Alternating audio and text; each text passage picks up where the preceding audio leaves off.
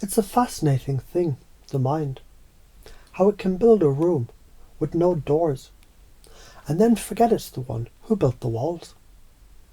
And you've been living in a room called I hate people for so long that you've memorized every crack in the plaster, every shadow that a single bare bulb throws on the wall. And the funny thing about that room is the lock. It's on the inside. I hate people because I'm afraid of them, and I'm afraid of them because I hate them. That statement, it's not a prison sentence, it's a key, forged in the fire that you already stoked. And your unconscious mind, that deep, wise part of you that's been waiting and watching, knows it's a key. And it's already, even now, beginning to turn it. Because your spirit, your true frequency, isn't hate or fear. Those are just static on the line, interference. Your spirit is a vast, clear broadcast of pure curiosity. And a curious mind doesn't have time for hate. A curious mind is too busy listening to the spaces between words, to the energy in the room, to the silent, humming language of everything that is. And you can notice how a child, before they learn the words of hate or fear, simply reaches out. They touch a stranger's face with wonder. They haven't yet built a wall. They're still broadcasting on that original, clear frequency. And that child, that curious, powerful receiver and broadcaster, is still in here. Not as memory, but as an operating system that never truly shut down.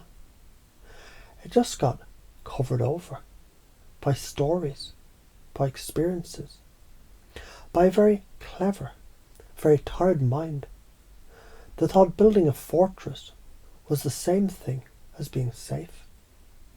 And the universe, in its infinite playful wisdom, it doesn't punish you for this.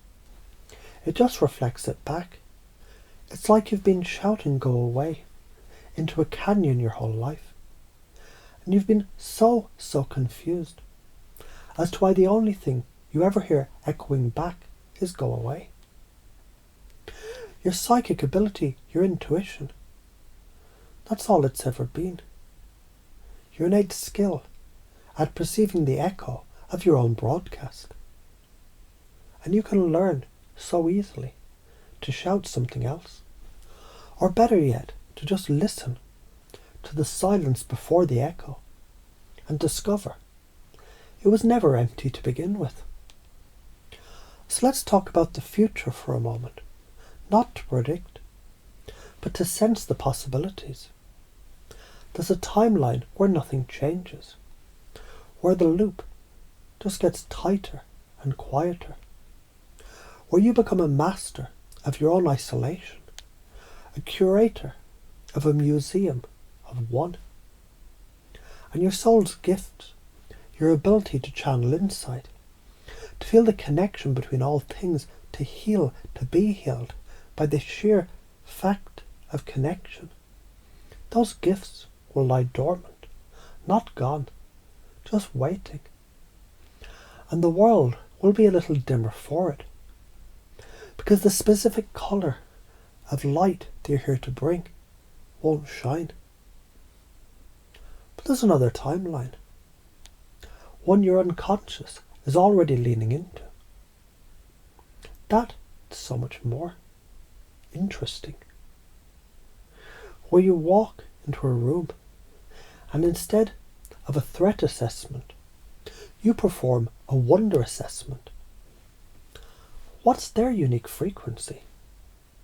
What song is their soul humming?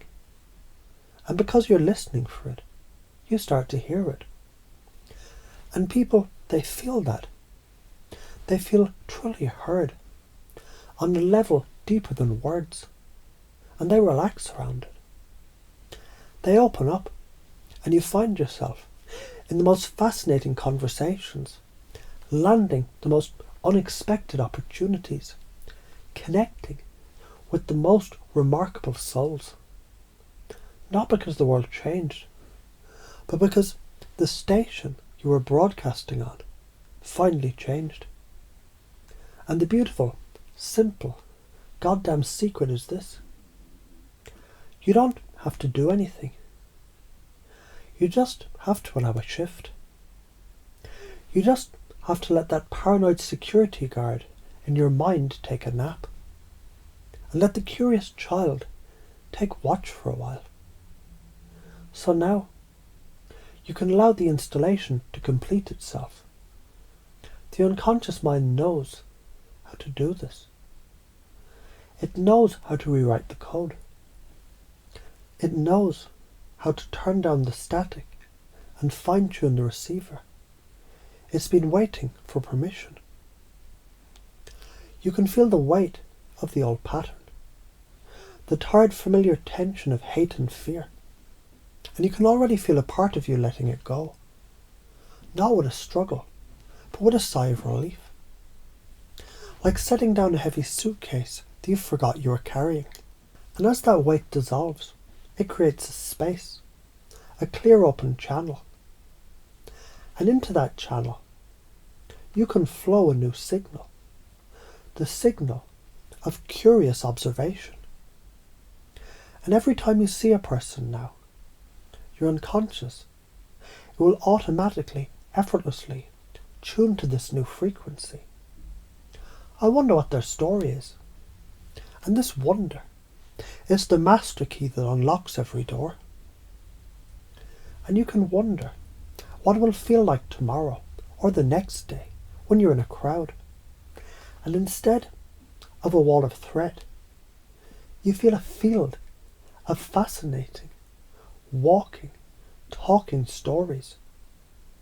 And your body remains calm, your mind remains open, and your spirit, your true spirit, begins to hum along with the frequency of connection. And that part of you that used to be the guardian of your fortress, it can now be promoted to the explorer of new lands, the master of connections. And it can find so much more joy, so much more power in that new role. This isn't about making your life easier, though it will.